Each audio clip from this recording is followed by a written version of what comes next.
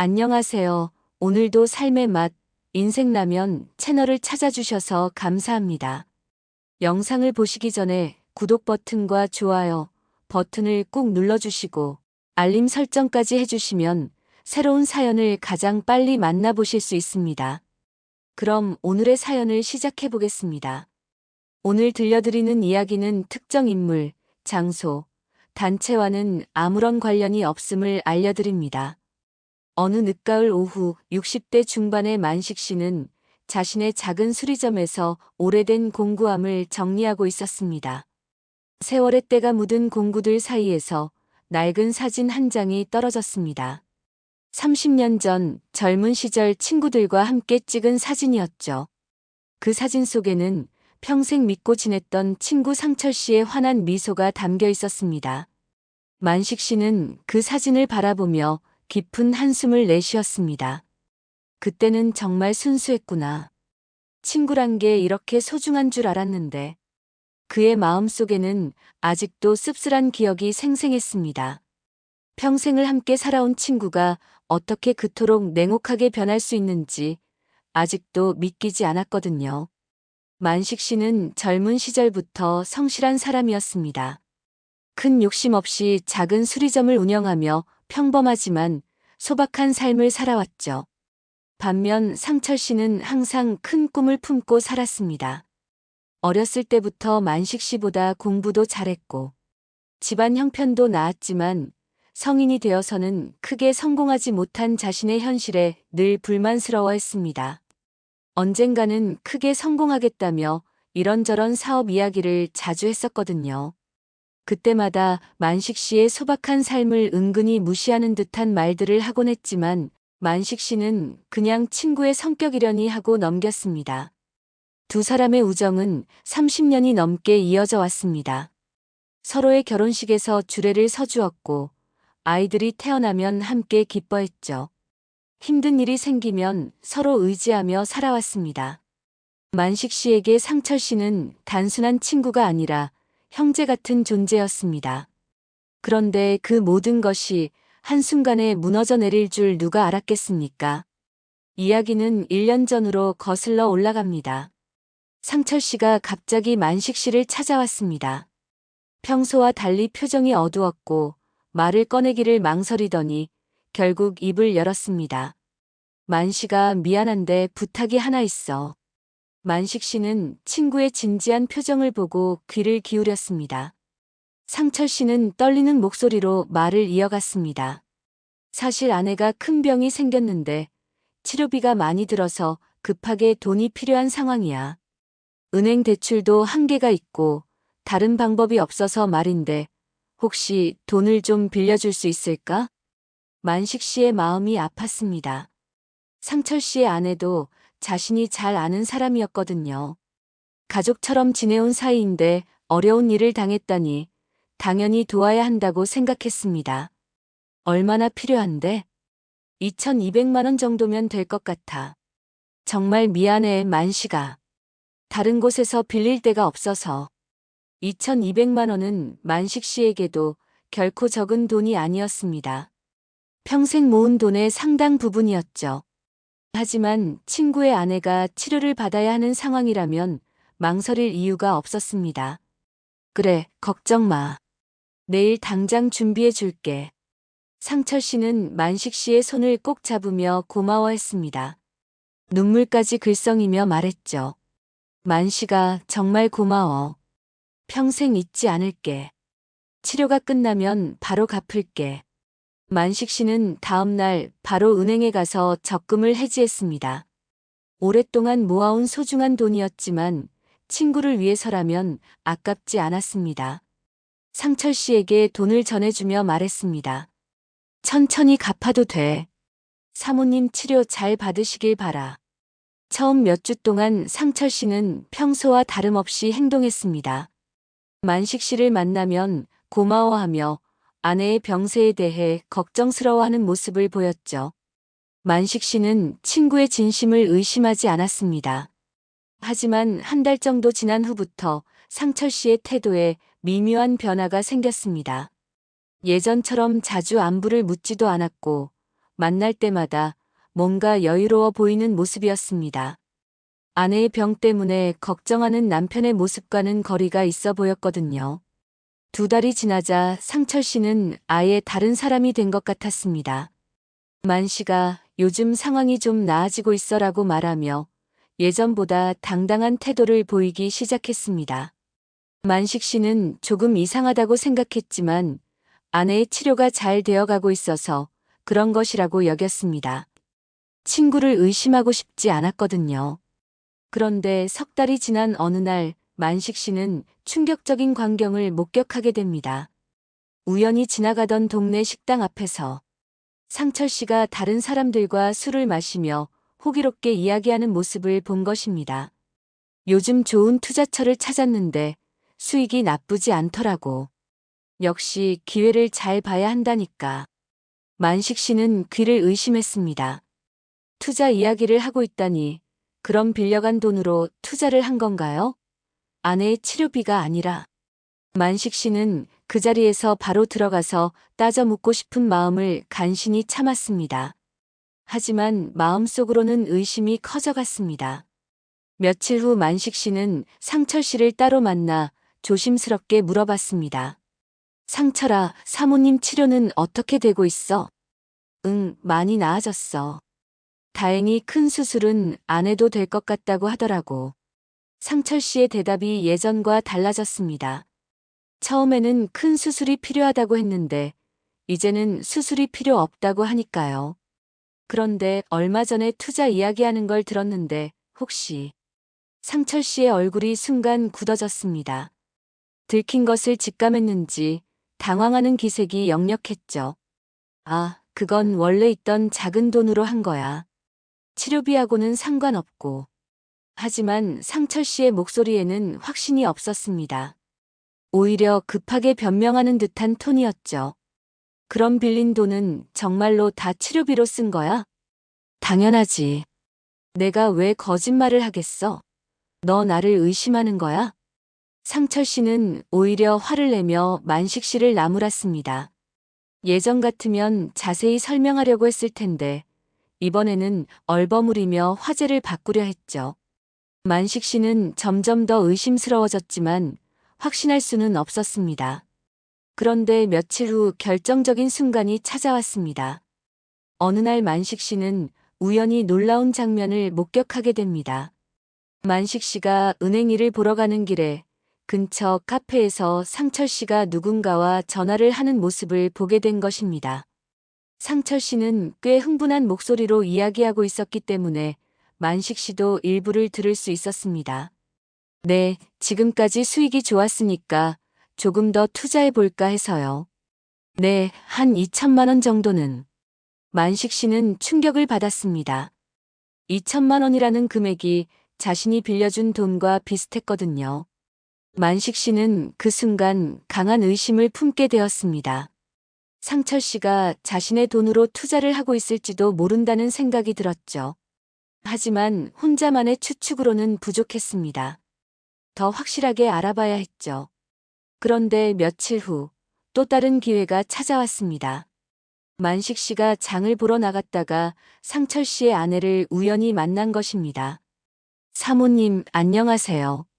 아, 만식 씨. 안녕하세요. 만식 씨는 그녀의 모습을 유심히 살펴봤습니다. 큰 병을 앓고 있는 사람처럼 보이지 않았습니다. 오히려 건강해 보였죠. 요즘 몸은 좀 어떠세요? 상철 씨의 아내는 잠시 당황하는 듯한 표정을 지었습니다. 몸이요? 저는 괜찮은 편인데요. 혹시 상철이가 뭘 말했나요? 만식 씨는 그 반응에서 뭔가 이상함을 느꼈습니다. 아, 그냥 건강 조심하시라는 뜻에서요. 상철 씨의 아내는 잠시 머뭇거리더니 조심스럽게 말했습니다. 만식 씨, 혹시 상철이가 무슨 일로 걱정을 끼쳐드린 건 아닌가요? 요즘 뭔가 이상하거든요. 만식 씨는 더 이상 묻기가 어려웠지만 그 대화만으로도 확신을 갖게 되었습니다. 상철 씨가 아내의 병을 과장하거나 심지어 거짓말을 했을 가능성이 높다는 것을 말이죠. 그날 밤 만식 씨는 잠을 이룰 수 없었습니다. 30년 믿고 지낸 친구가 자신을 이렇게 속였을지도 모른다는 생각에 마음이 무거웠습니다. 며칠 더 고민하던 만식 씨는 우연히 또 다른 충격적인 사실을 알게 되었습니다. 동네에서 다른 친구 정 씨를 만났는데 정 씨의 표정이 좋지 않았거든요. 정 씨, 무슨 일 있어요? 표정이 안 좋으신데. 정 씨는 잠시 망설이더니 말했습니다. 만식 씨, 혹시 상철이 일로 고민 있으세요? 만식 씨는 깜짝 놀랐습니다. 왜 그런 말씀을? 사실, 저도 상철이한테 돈을 빌려줬거든요. 그런데 뭔가 이상해서. 만식 씨와 정 씨는 서로를 바라보며 무언가 잘못됐다는 것을 직감했습니다. 정 씨는 어떤 이유로 빌려주셨어요? 사업 때문에 급하다고 해서 1,200만 원을. 그런데 만식 씨는요? 저는 아내 치료비라고 해서 2,200만 원을. 두 사람은 충격을 받았습니다. 같은 시기에 서로 다른 이유로 돈을 빌린 것이었거든요. 이게 말이 됩니까? 우리를 속인 거잖아요. 정 씨가 분노했습니다. 정 씨, 혹시 다른 분들도? 만식 씨의 말에 정 씨가 고개를 끄덕였습니다. 김 씨도 그런 것 같다는 얘기를 들었어요. 상철이가 돈이 필요하다고 하더라면서. 만식 씨와 정 씨는 바로 김 씨를 찾아갔습니다. 김 씨 역시 비슷한 피해를 당했다고 했습니다. 나는 집 수리비가 급하다고 해서 900만 원을 빌려줬는데 세 사람이 얘기를 맞춰보니 상철 씨가 각기 다른 이유로 총 4,300만 원을 빌린 것으로 드러났습니다. 이제 확실해졌네요. 상철이가 우리를 완전히 속인 거예요. 만식 씨가 말했습니다. 그럼 이 돈으로 뭘 한 거죠? 정 씨가 물었습니다. 투자한 것 같아요. 제가 우연히 들어보니까 투자 이야기를 하더라고요. 만식 씨가 자신이 목격한 것을 설명했습니다. 그럼 우리 돈으로 투자해서 혼자 돈 벌고 있다는 소리예요? 김 씨가 화를 냈습니다. 이제 어떻게 해야 할까요? 정 씨가 물었습니다. 상철이한테 확인해 봐야죠. 만식 씨가 제안했습니다. 다음 날 세 사람은 상철 씨를 불러내 조용한 곳에서 대화를 나눴습니다. 상철 씨는 평소보다 위축된 모습으로 나타났습니다. 상철아, 우리가 확인한 게 있어. 만식 씨가 차분하지만 단호하게 말했습니다. 무슨 말이야? 상철 씨는 여전히 모르는 척했지만 표정이 어두워졌습니다. 우리 셋이 다 만나서 얘기해봤어. 너가 각각 다른 이유로 돈을 빌린 거 다 알고 있어. 상철 씨의 얼굴이 조금씩 굳어졌습니다. 상철아, 이제 그만 솔직하게 말해. 우리 돈으로 뭘 한 거야? 정 씨가 다그쳤습니다. 그게 아니라. 나도 어쩔 수 없는 상황이었어. 상철 씨는 여전히 직접적인 시인을 피하려 했습니다. 어쩔 수 없었다고. 그럼 우리한테 거짓말한 게 맞다는 거야? 거짓말이 아니라. 정말 급한 상황이어서. 나중에 다 정리하려고 했어. 나중에 정리하려고? 그럼 지금까지는 왜 제대로 설명 안 했어? 만식 씨의 목소리에는 실망감이 가득했습니다. 분노보다는 오랜 친구에 대한 배신감이 더 컸습니다. 그건 복잡한 사정이 있어서 조금만 더 기다려줘. 상철 씨는 끝까지 구체적인 시인을 피하며 시간을 달라고 했습니다. 더 기다리라고. 우리가 언제까지 기다려야 하는데? 김 씨도 화가 났습니다.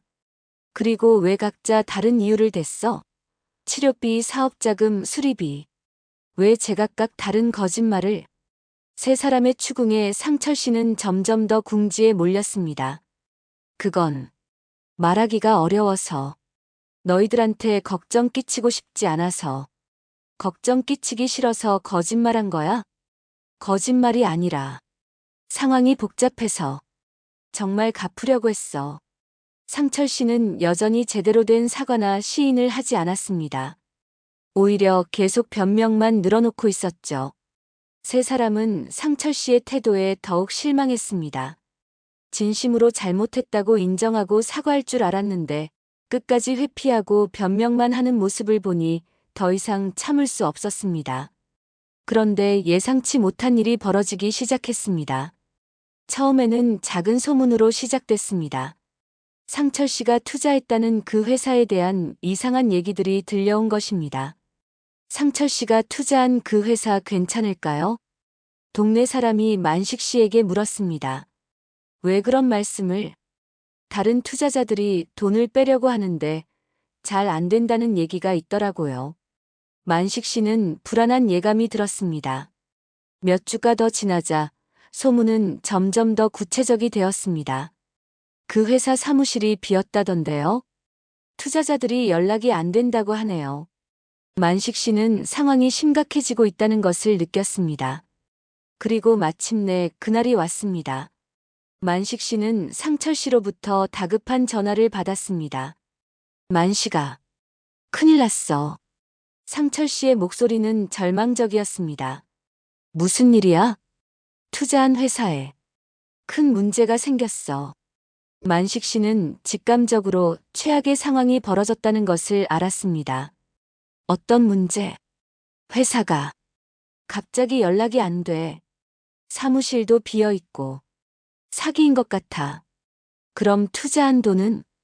다 날아간 것 같아. 만식 씨는 복잡한 심정이었습니다. 한편으로는 상철 씨의 자업자득이라는 생각이 들었지만 다른 한편으로는 자신들이 빌려준 돈도 함께 사라진 것 같아 막막했습니다. 며칠 후 사태는 더욱 명확해졌습니다. 상철 씨가 투자한 회사가 처음부터 사기 목적으로 만들어진 회사였다는 것이 밝혀진 것입니다. 동네에도 그 소식이 퍼졌습니다. 상철 씨 완전히 당했네요. 그래도 자업자득 아닌가요? 다른 사람 돈으로 투자를 했으니. 동네 사람들의 반응은 다양했습니다. 일부는 상철 씨를 동정했지만 대부분은 친구들을 속인 것에 대해서는 비판적이었습니다. 몇일 후 상철 씨가 만식 씨를 찾아왔습니다. 예전의 자신감 있는 모습은 온데간데 없이 사라지고 초라하고 절망적인 모습이었습니다.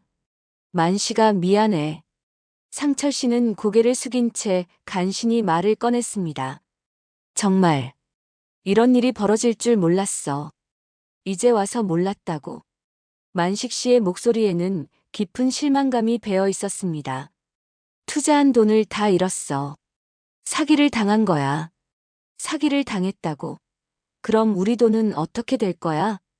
그게 지금 당장은 방법이 없어. 상철 씨의 말에는 구체적인 대책이 없었습니다. 방법이 없다고. 너 지금까지 우리를 속이고 돈을 빌려가서 투자했다가 사기당했으니 방법이 없다는 거야? 만식 씨는 더 이상 참기 어려웠습니다. 30년 우정에 대한 배신감과 거액의 돈을 잃을지도 모른다는 불안감이 한꺼번에 밀려왔습니다. 미안해, 정말 미안해. 내가 완전히 잘못했어. 이제야 상철 씨는 제대로 된 사과를 했지만 이미 너무 늦었습니다. 미안하다고 해서 해결되는 문제야? 내가 평생 모은 돈인데. 알아. 나도 어떻게든 갚을게. 어떻게? 구체적으로 어떻게 갚을 건데? 만식 씨의 추궁에 상철 씨는 대답하지 못했습니다. 며칠 후 정 씨와 김 씨도 상황을 알게 되었고 세 사람은 다시 만나서 대책을 논의했습니다. 이제 어떻게 해야 할까요? 정 씨가 물었습니다. 상철이는 뭐라고 하던가요? 김 씨가 만식 씨에게 물었습니다. 갚겠다고는 하는데 구체적인 방법은 없어요. 그럼 우리가 어떻게 해야 하죠? 세 사람은 현실적인 대안을 찾기 어려웠습니다. 그 후 상황은 더욱 복잡해졌습니다. 투자 사기 회사에 대한 경찰 수사가 시작되면서 상철 씨도 피해 신고를 하게 되었습니다. 하지만 동시에 다른 사람들의 돈을 무단으로 사용한 문제도 불거졌죠. 만식 씨를 비롯한 피해자들은 상철 씨를 상대로 돈을 돌려받기 위해 노력했지만 상철 씨에게는 변제할 능력이 거의 없었습니다. 몇 달의 복잡한 과정을 거쳐 결국 상철 씨는 자신이 살던 집을 담보로 잡히게 되었습니다. 하지만 집값을 다 합쳐봐도 전체 빚에 비해 턱없이 부족했죠. 만식 씨, 이 정도가 최선인 것 같아요. 정 씨가 한숨을 쉬며 말했습니다. 그래도 아예 못 받는 것보다는. 김 씨도 체념하는 듯한 목소리였습니다. 결국 만식 씨는 빌려준 돈의 4분의 1 정도만 돌려받을 수 있었습니다. 2,200만 원 중에서 550만 원 정도였죠. 더 큰 손실은 우정이었습니다. 30년 넘게 쌓아온 신뢰가 완전히 무너진 것이었거든요. 상철 씨는 집까지 잃게 된 후에도 계속 자기 합리화만 했습니다. 나도 피해자야. 사기를 당한 거라고. 내가 일부러 그런 게 아니야. 나도 속은 거야. 하지만 만식 씨는 더 이상 들어주지 않았습니다. 상철아, 너는 끝까지 내 잘못을 제대로 인정하지 않는구나. 무슨 소리야? 내가 잘못했다고 했잖아. 말로만 잘못했다고 하지. 마음으로는 계속 변명만 하고 있어. 만식 씨의 말에 상철 씨는 할 말을 잃었습니다. 집을 잃은 상철 씨는 결국 가족들과 함께 다른 지역으로 이사를 가야 했습니다. 동네에서 더 이상 살기 어려워졌거든요. 만식 씨는 상철 씨가 떠나는 날에도 배웅하러 가지 않았습니다. 정 씨와 김 씨도 마찬가지였죠. 그래도 30년 친구인데 너무한 거 아닌가요? 동네 사람 중 일부는 이렇게 말했습니다. 친구니까 더 배신감이 큰 거 아닐까요? 저라도 그럴 것 같은데. 하지만 다른 사람들은 만식 씨의 편을 들었습니다. 만식 씨는 고개를 저으며 말했습니다. 친구라면 애초에 그런 일을 하지 않았을 거예요. 상철 씨가 떠난 후 만식 씨의 일상은 서서히 평온을 찾아갔습니다. 하지만 완전히 예전 같지는 않았습니다. 1,600만 원 넘는 손실은 생활에 상당한 영향을 미쳤거든요. 만식 씨는 생활비를 아껴야 했고 계획했던 일들 중 일부를 포기해야 했습니다. 그래도 쓸데없는 원망에 빠져 지내지는 않으려고 노력했습니다. 하지만 상실감과 배신감이 쉽게 사라지지는 않았습니다. 밤에 잠을 못 이루는 날이 많았고 다른 사람들을 대하는 것도 예전만큼 편하지 않았습니다. 작은 수리점에서 성실하게 일하며 남은 친구들과 시간을 보내려 했어요. 상철 씨 때문에 생긴 상처는 생각보다 깊었고 아무는데 시간이 걸렸습니다. 몇 달 후 만식 씨는 상철 씨에 대한 소식을 듣게 되었습니다. 상철 씨 소식 들으셨어요? 동네 사람이 물었습니다. 무슨 소식이요? 이사 간 곳에서 적응을 못하고 있다는 얘기가 있더라고요. 뭔가 또 문제가 있는 것 같고. 동네 사람의 말은 구체적이지 않았지만 만식 씨는 상철 씨가 여전히 어려움을 겪고 있다는 것을 짐작할 수 있었습니다. 사람은 쉽게 안 바뀌나 봐요. 아마 그런 것 같아요. 한번 그런 일을 하면 어디 가서도 쉽지 않을 거예요. 만식 씨는 자신이 상철 씨와 연을 끊은 것이 잘한 일이었다고 생각했습니다. 시간이 더 흐른 후 만식 씨는 상철 씨에 대한 확실한 소식을 더 이상 들을 수 없었습니다. 연락이 완전히 끊어진 것 같았죠. 1년이 지나고 나서야 만식 씨는 조금씩 마음의 평정을 찾을 수 있었습니다. 가끔 만식 씨는 생각합니다. 만약 그때 상철 씨에게 돈을 빌려주지 않았다면 어땠을까 하고 말이죠. 하지만 이제는 그런 생각을 너무 오래 하지 않습니다. 그 일을 통해 사람을 보는 눈을 기를 수 있었다고 생각하려고 노력하거든요. 다만 완전히 털어버릴 수는 없었습니다. 가끔씩 그때의 일이 떠오르면 여전히 마음이 아팠고 화가 나기도 했습니다. 만식 씨는 이제 새로운 사람들과의 인연을 소중히 여기며 살아가고 있습니다. 예전보다 훨씬 신중하게 사람을 사귀고 특히 돈 문제에서는 더욱 조심합니다. 그렇다고 해서 마음의 문을 완전히 닫지는 않았어요. 여전히 다른 사람들을 도와주고 따뜻한 마음으로 대하고 있습니다. 다만 이전처럼 무조건적으로 믿지는 않습니다. 도움을 요청받으면 신중하게 생각해보고 자신이 감당할 수 있는 범위에서만 도와주려고 합니다. 동네 사람들의 반응은 다양했습니다. 일부는 만식 씨를 동정했지만 돈 빌려주는 것도 조심해야 하는 거 아니냐는 의견도 있었습니다. 대부분은 만식 씨의 대처 방식을 존경했습니다. 그토록 큰 시련을 겪었음에도 불구하고 과도한 원망에 빠지지 않고 자신의 길을 묵묵히 걸어가는 모습을 보고 있었거든요. 어느 봄날 만식 씨는 수리점 앞에서 꽃 구경을 하고 있었습니다. 겨우내 시들어 있던 나무에서 새순이 돋아나는 모습을 보며 생각에 잠겼죠. 어느 봄날 만식 씨는 수리점 앞에서 꽃 구경을 하고 있었습니다. 겨우내 시들어 있던 나무에서 새순이 돋아나는 모습을 보며 생각에 잠겼죠. 인생도 이런 거구나. 힘든 겨울이 지나면 다시 봄이 오는 거야. 만식 씨의 얼굴에는 평온한 미소가 떠올랐습니다. 상철 씨 때문에 힘들었던 시간들이 이제는 오히려 자신을 더 단단하게 만들어준 경험이라고 생각되었거든요. 어느 날 만식 씨는 동네 후배들과 이야기를 나누다가 자신의 경험을 들려주었습니다. 인생을 살다 보면 이런 일도 생기는 법이야. 사람을 믿는 것도 중요하지만 특히 돈 문제에서는 아무리 가까운 사이라도 조심해야 해. 그래도 형님이 대단하신 게 그렇게 당하고도 너무 원망하지 않으시잖아요. 원망 안 할까봐? 처음에는 정말 많이 했지. 잠도 못 자고 화도 많이 났어. 하지만 원망해봤자 그 사람이 바뀌는 건 아니거든. 오히려 내가 더 힘들어질 뿐이야. 만식 씨의 이런 말에 후배들은 고개를 끄덕였습니다. 그런데 형님, 정말 화나지 않으세요? 지금도 가끔 화나지.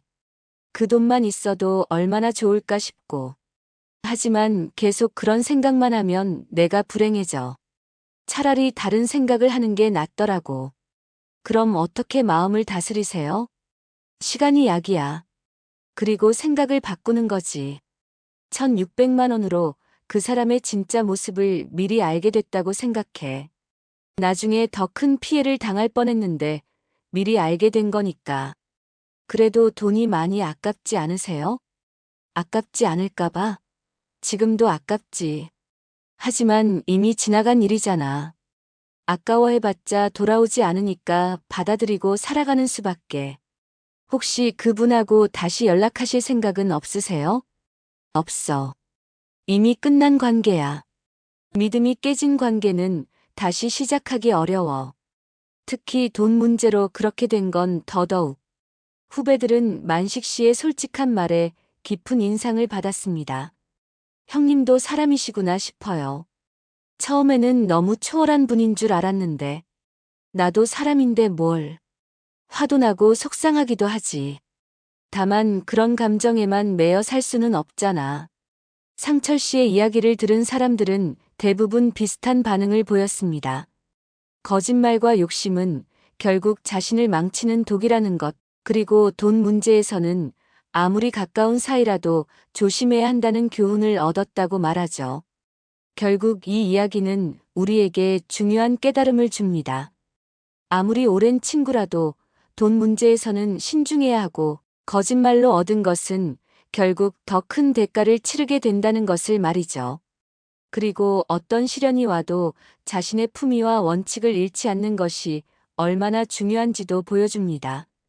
상철 씨는 자신의 욕심과 거짓말 때문에 친구들을 모두 잃었고 집까지 잃었으며 새로운 곳에서도 제대로 정착하지 못하고 있는 것 같습니다.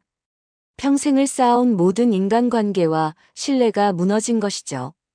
이 모든 것이 자신의 욕심과 거짓말이 불러온 결과였습니다.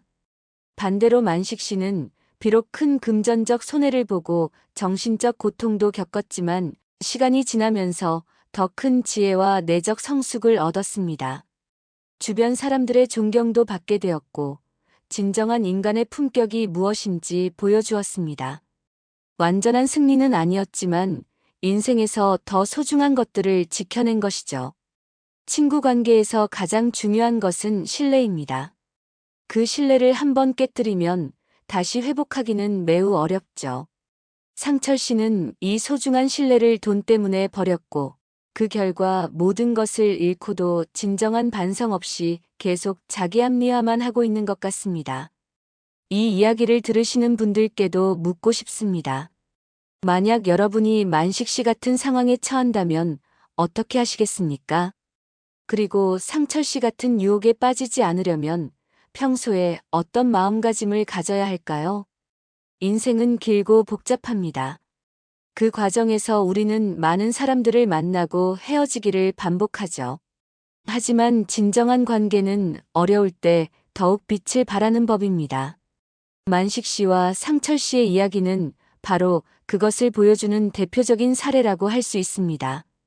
만식 씨는 지금도 자신의 작은 수리점에서 성실하게 일하고 있습니다. 비록 경제적으로는 이전보다 어려워졌고 정신적 상처도 완전히 아물지는 않았지만 그래도 자신만의 방식으로 평온을 찾아가고 있습니다. 상철 씨의 배신으로 인한 아픔은 여전하지만 그 경험을 통해 얻은 지혜는 평생의 자산이 되었습니다. 반면 상철 씨는 어디를 가든 제대로 정착하지 못하고 있는 것 같습니다. 한번 무너진 신뢰를 회복하기는 매우 어려운데 진정한 반성과 변화 없이는 앞으로도 비슷한 어려움을 겪을 가능성이 높습니다. 이것이야말로 진정한 자업자득이 아닐까요? 완전하고 즉각적인 처벌은 아니었지만 상철 씨는 지금도 자신이 뿌린 씨앗을 거두며 살아가고 있습니다. 남을 속이고 이용하려 했던 사람이 결국 아무에게도 신뢰받지 못하는 외로운 처지가 된 것 말입니다. 그리고 무엇보다도 진정한 변화와 반성 없이는 상철 씨 같은 사람은 앞으로도 비슷한 실수를 반복할 가능성이 높다는 점입니다. 지금까지 긴 이야기를 들어주셔서 감사합니다. 오늘의 사연이 여러분의 인생에 작은 도움이 되었기를 바라며 앞으로도 삶의 맛이 가득한 이야기로 찾아뵙겠습니다. 구독과 좋아요, 알림 설정 잊지 마시고 다음에도 더 좋은 사연으로 만나요. 감사합니다.